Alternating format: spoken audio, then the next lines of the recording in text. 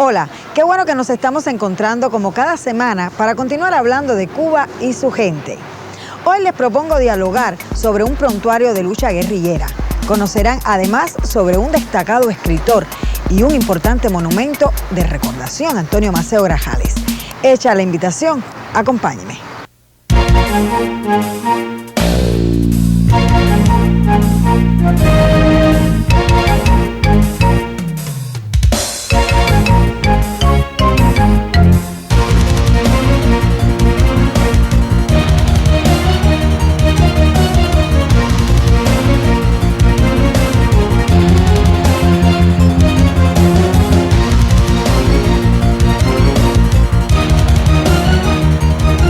El prontuario de lucha guerrillera Código de Maceo, escrito por el general colombiano Avelino Rosas, está basado en lo que él oyó decir y, más importante aún, sobre lo que vio hacer al mayor general cubano en distintas ocasiones. En él califica al héroe de Baraguá como uno de los más prominentes conformadores de las ideas emancipadoras de nuestro continente y también como adelantado en un asunto que apenas despuntaba como materia de estudio en las academias militares europeas de la época. El destacado investigador costarricense Armando Vargas Araya halló el documento y accedió a que se publicara en Cuba para ponerlo al alcance de los historiadores, de los especialistas y de nuestro pueblo. Hasta ahora había estado inédito en nuestro país. Este prontuario fue publicado en Colombia porque el general Rosas era colombiano y formó parte del grupo latinoamericano que vino con Antonio Maceo a pelear por la libertad de Cuba. Pero conozcamos más en la voz de mi invitado de hoy. Hugo Crombet Bravo. Desde joven se interesó por la historia del Ejército Libertador Cubano y es autor de varios libros, entre ellos La Expedición del Honor. Asimismo, ha escrito distintos reportajes para importantes diarios de La Habana y ha colaborado con diversas producciones para la televisión cubana. En la Guerra de los 1000 días, que comienza en el año 99 y dura hasta 1902, en la guerra entre los liberales y los radicales, el general Rosas publica un material que se titula El Código de Maceo.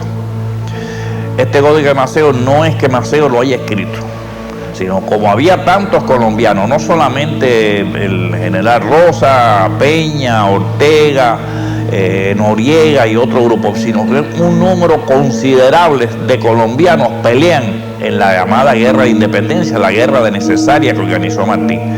Y es de suponer que todos estos después se reúnen y cuando comienza la Guerra de los 1000 días, las experiencias que habían obtenido en la Guerra de Independencia de Cuba es la que llevan a el llamado Código de Maceo.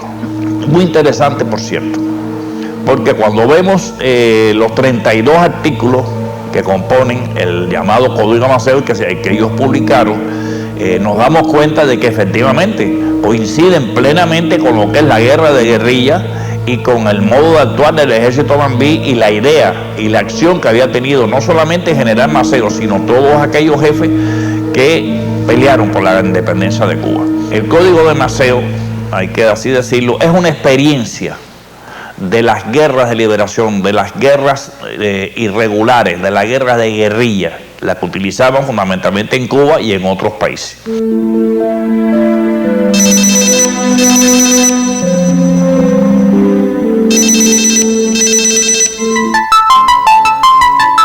La Plaza de la Revolución Antonio Maceo Grajales se considera una de las obras monumentales más relevantes del siglo XX ejecutada en la ciudad de Santiago de Cuba.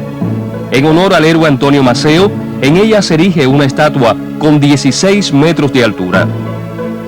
La estatua de Antonio Maceo y Grajales es obra del escultor santiaguero Alberto Lescay, mientras que los 23 elementos metálicos surgieron gracias a la creación del también conocido artista de la plástica santiaguera, Guarionex Ferrer.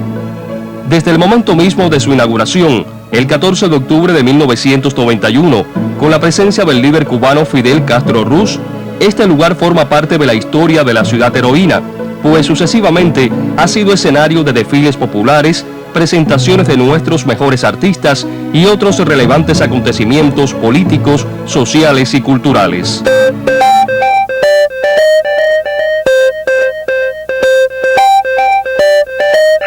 Código de Maceo se recién conoce gracias al esfuerzo de un escritor, un historiador maceísta, furibundo, costarricense, don Armando Vargas Araya, que lo descubre, por así decirlo, lo publica, lo estudia, lo profundiza, lo publica, y en el año pasado, en marzo del 2012, se hace la entrega por Costa Rica de un revólver que perteneció a Antonio Maceo, y en ese contexto se hace una edición cubana del Código de Maceo, que es la que tenemos aquí. Posteriormente, ya en diciembre del propio año 2012, se hace una edición costarricense, que es la otra que tenemos aquí, que también habla de cómo se divide en 4 partes el código, el llamado Código de Maceo, el libro, la publicación sobre el Código de Maceo. Una habla sobre la erradicación del liberalismo radical, que era una corriente que a finales del siglo XIX y principios del siglo XX se movió mucho por todo Centroamérica, todo el Caribe y todo el norte del continente suramericano. Habla del atentado que se le hizo al general Antonio en Costa Rica, que por poco le cuesta la vida. Quizás esto hubiera cambiado inclusive la historia de Cuba si efectivamente muere el general Maceo en aquel atentado, que tiene la característica de que llegaron a darle el tiro, por poco lo matan. Pero bueno, por suerte para nosotros sobrevivió. Tiene tercer capítulo que habla del Código de Maceo. ¿Qué es el Código de Maceo? ¿Qué experiencias se obtienen de eso? ¿Qué comparación hay con la vida real de las acciones guerrilleras y el Código como tal? Y una breve historia de la Guerra de los 1000 días, donde se publica y se aplica este Código de Maceo en la guerra en Colombia.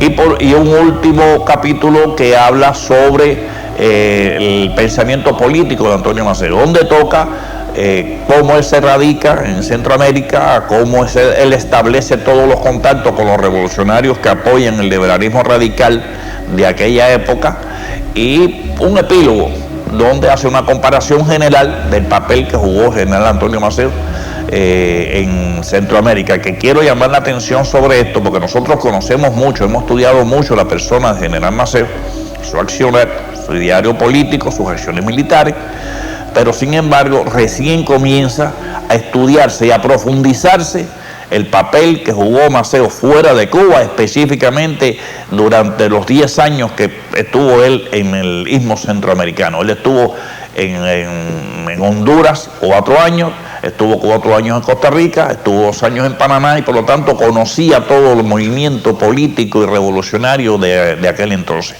Recientemente, en el mes de diciembre pasado, se realizó en Costa Rica una reunión donde asistieron un grupo de historiadores cubanos presidido por el ministro de Cultura, también el doctor Torres Cueva, el presidente del Instituto de Historia de Cuba, René González Barrio, donde se lanzó una convocatoria para estudiar el papel de general Maceo y profundizar qué papel jugó él en este liberalismo radical y en todo Centroamérica y Sudamérica. Es importante que esto se tenga en consideración porque se va a realizar en diciembre de este año, aquí en Cuba, una convocatoria también para que esos historiadores de todos los países donde radicó el general Antonio Maceo vengan a Cuba a exponer sus trabajos sobre el papel que él jugó en el liberalismo radical en Centroamérica y en América en sentido general.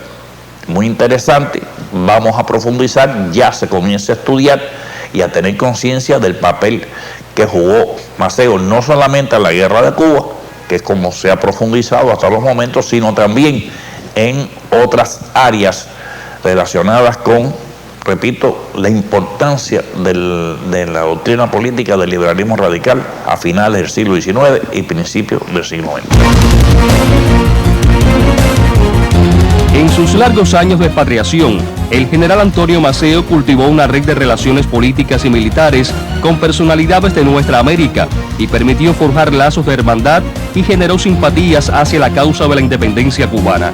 El ascendiente del titán de bronce fue perdurable en Colombia, entre otros factores por la difusión fervorosa en ese país de su doctrina político-militar, y además su memoria se venera en el departamento de Antioquia, donde se estableció en 1895 en el asentamiento de San Juan de la Mata. llamado luego Claver, que al erigirse en municipio pasó a denominarse Maceo en 1942 y hoy día cuenta con más de 7.000 habitantes. El llamado Código de Maceo es un ejemplo fehaciente de la dimensión del liderazgo adquirido por el general Antonio Maceo y Grajales en los contextos caribeño y latinoamericano, perdurable incluso después de su caída en combate el 7 de diciembre de 1896.